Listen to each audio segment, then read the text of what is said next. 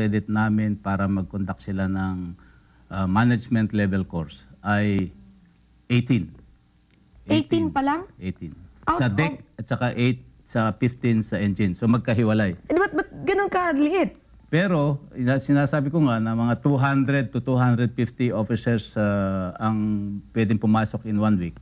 So kung i-distribute mo yan sa lahat ng mga training providers na yan, kaya nila yung training. Kasi sa bawat 18, 1, 8. function, 1, 8. oh, 1, 8. Sa bawat function, pwede silang mag-enroll o tumanggap ng 24 students. Okay. So pwede nilang pagsabay-sabayin yung function 1, function 2, function 3.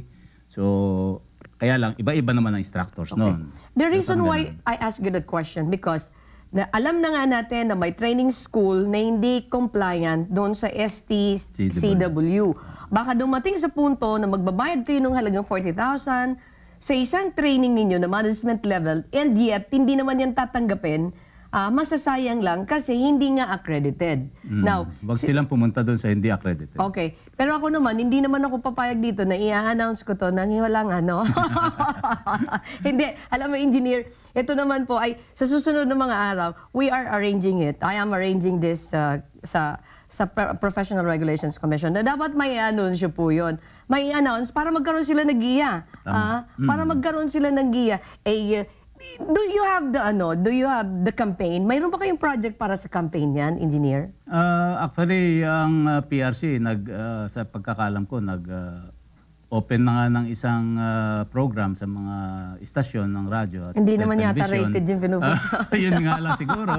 At yun na ang purpose nun excuse me, ay mag-disseminate ng informations regarding new rules and regulations that's coming out of PRC para naman mabigyan ng ideya ang ating mga manonood at saka mga magulang kung anong mga profesyon yung very much in demand para doon na lang nila papasukin, pa-enrollin yung mga anak at kung ano naman profession yun, sobra-sobra na ang graduates, wala naman trabaho katulad ng nursing.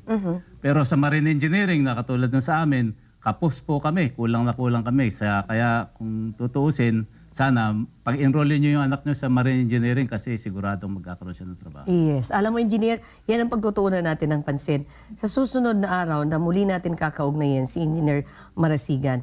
Pero ngayon, ipinapromise namin sa inyo na yung announcement, I'm trying to negotiate this, arranging this with Engineer Marasigan para at least mag-guide yung mga marino natin kung anong mga training centers ang dapat nilang puntahan na accredited at nagpa-follow compliant sa STCW. At this point po, gusto namin bigyan kayo ng pagkakataon. Hindi ito ang huli. May susunod pa po dito ang pakikipagtalamitan sa inyo. Engineer, ano po yung important message nyo dun sa mga marino natin na hindi ko po naitanong sa inyo? Go ahead, please. Opo. Maraming salamat, Ann. Maraming salamat din sa UNTV sa pagkakataon na binigay nyo sa akin. At sa mga marino po na nanonood ngayon, wag po kayo mag-alala dahil kami po sa PRC, sa MTC, sa CHED, ay ginagawa po namin lahat ng aming paraan para makakomply tayo as soon as possible dito sa STCW requirements. Dahil ito po, katulad ng nabanggit kanina, ay mag-uumpisa na sa January 1, 2012 at dahil tayo ang naging host country nito, so dapat tayo ang mag-umpisang magpa-implement.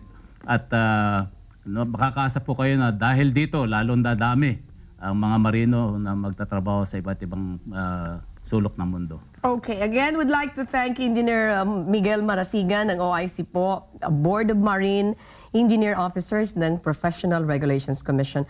In behalf of Engineer din yun, Nelson Ramirez. Nelson Ramirez, I understand he's in Davao right now, nagbabakasyon. Dapat pag-uwi niya busy rin yung si Nelson Kaya, dapat pag-uwi niya, Engineer, may pasalubong. Okay. Thank you so much and see you po this Wednesday. God bless us all sa lahat nating staff. Salamat po sa Diyos. And of course, Ma'am She, thank you. And kay Direk Jubel. Sa lahat ng staff, maraming salamat po.